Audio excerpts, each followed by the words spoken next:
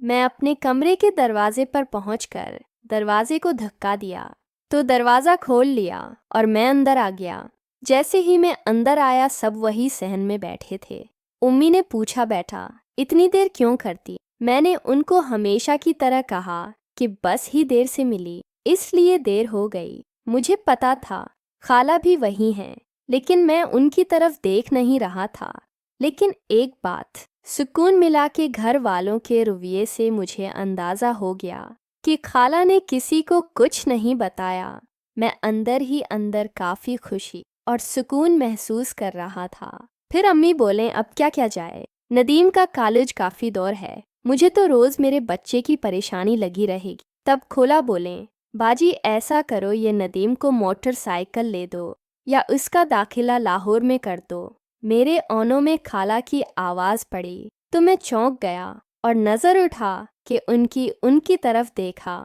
वो मुझको ही देख रही थी। जैसे ही मैंने उनकी तरफ देखा वह अम्मी को देखने लगी और उनकी बात सुनकर मेरे सिर से खौफ का बोझ उतर गया और मैं दोबारा आसमानों में खुद को महसूस करने लगा। हालांकि खाला ने कोई ऐसी बात नहीं की थी जिससे मैं आम हालत में खुद को इतना हल्का फल्का महसूस करता, लेकिन क्योंकि मैं परेशान ही काफ़ी था और इनके मिना से अपने बारे में मुस्बत बात सुन के मैं रात और आज सारे दिन वली अपनी परेशानी भूल गया। मैं अपने आप को हल्का फल्का महसूस कर रहा था, लेकिन खाला ने न तो मुझसे देर से आने के बारे में कोई बात की और ना ही कोई ऐसा तासर दिया जिससे मैं समझ सकता कि खाला में कल जैसा गुस्सा नहीं है। मैंने दोबारा उनकी तरफ देखा, लेकिन वो मेरी तरफ नहीं देखा।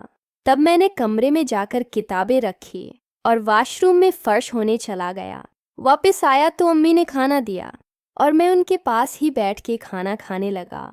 सहन में बाकी सब लोग थे, लेकिन खाला नहीं थी।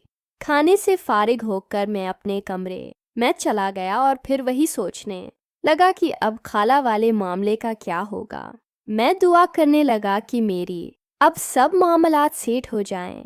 आइंदा कुछ नहीं करूँगा, क्योंकि खाला ने वहाँ सहन में बात तो की थी जिससे मेरा बोझ उतर गया। लेकिन मैं सोचने पर मजबूर था कि उनकी तरफ से मुझे कोई जवाब नहीं मिला। मैं उनसे कोई भी बात करने से डर रहा था, क्योंकि उन्होंने रात जिस कदर गुस्सा किया था उसके बाद तुम्हें उनका सामना करने की हमने नहीं रखता था, और करना तो दौर की बात है। फिर मैं वहाँ से उठा और घर के बाहर आ गया। थोड़ी देर बाद वापस आया तो कोई खास बात नहीं थी। हल आपने रोम में ही होंगी, क्योंकि दोबारा उनसे मेरा सामना नहीं हुआ और मैंने उनको कहीं देखना भी मुनासिब नहीं समझा और मैं अपने कमरे में आकर लाते गया और पता नहीं कब नींद आ गई और मैं सो गया। अगली सुबह में खुद ही सो के उठा। घर का माहौल नॉर्मल ही था, लेकिन मेरे अंदर से खौफ नहीं जा रहा था। मैं कभी घर से बाहर जाता, कभी अंदर आता, मेरा दिल नहीं लग रहा था। खाला की तरफ से भी कोई जवाब नहीं था। दोपहर टाइम में बाहर से घर आया तो देखा मेरी बहन उस्मान हाँ की बात रोम से निकली है। लेकिन इस बार मुझे कोई अफसोस नहीं हुआ कि मैंने इसको देखने का छनस कर दिया, क्योंकि आज मैं घर में परेशान था तो अपनी वजह से ही परेशान था।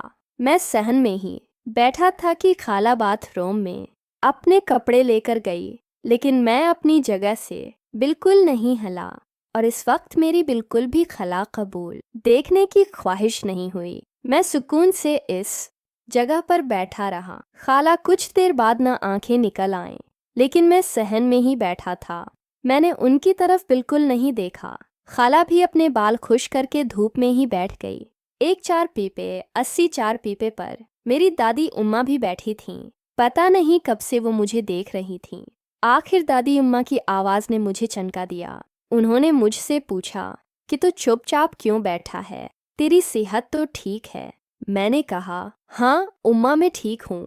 दादी उम्मा ने फिर कहा, नहीं बैठा तो ठीक नहीं लगता, तो हर वक्त परेशान रहता है, तुझे दुख में देखकर मुझे नींद नहीं आती। दादी उम्मा की मोहब्बत देखकर मैं चुप हो गया। मेरी आंखें नम हो गई और मैंने मुन्ना नीचे किया।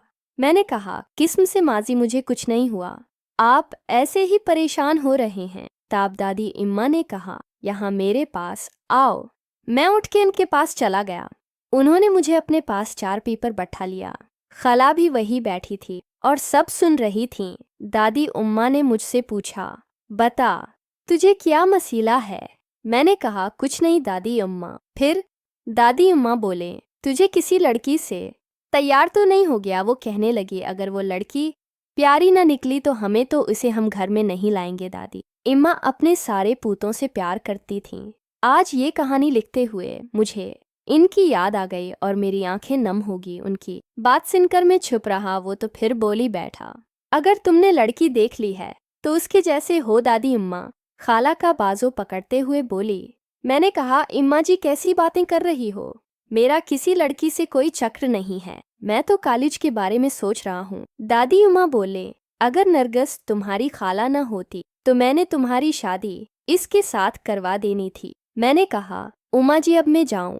दादी उम्मा ने कहा, जाओ। दादी उम्मा के मन्ना से खाला के बारे में बातें सुनकर ज्यादा हैरान ना हो, क्योंकि वो जब भी कोई खूबसूरत लड़की देखती अपने किसी पूते के बारे में सोचने लग जाती हैं। मैं वहां से उठकर बाहर आ गया।